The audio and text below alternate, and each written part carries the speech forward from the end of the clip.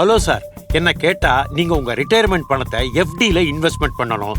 உங்களுக்கு 9% வட்டி கிடைக்கும்னு மகிழ்ச்சியோட தெரிவிச்சுக்கிறேன். என்ன உண்மையா? எனக்கு 9% வட்டி கிடைக்குமா? ஏன்னா எந்த பேங்கும் 7.1%க்கு மேல வட்டி கொடுக்கறது இல்ல. ஆமா சார், இது ஒரு ஸ்பெஷல் ஸ்கீம். கொஞ்ச நாளைக்கு தான் இது கிடைக்கும். சரி, அப்படின்னா நான் பேங்க்குக்கு போய் ஃபிக்ஸ்ட் டெபாசிட் கணக்க தொடங்குறேன். சார், நீங்க சீனியர் சிட்டிசன், அதனால உங்களுக்கு இன்னொரு ஆஃபரும் இருக்கு. எங்க பேங்க் ரெப்ரசன்டேட்டிவ் உங்க வீட்டுக்கு வருவாரு.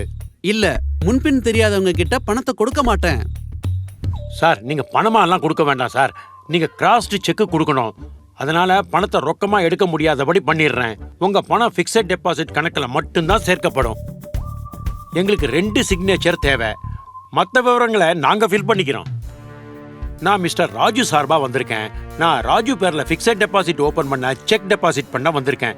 இந்தாங்க அவரோட செக். சார், இதோ உங்க ஃபிக்ஸட் டெபாசிட் ரசீத். Over draft?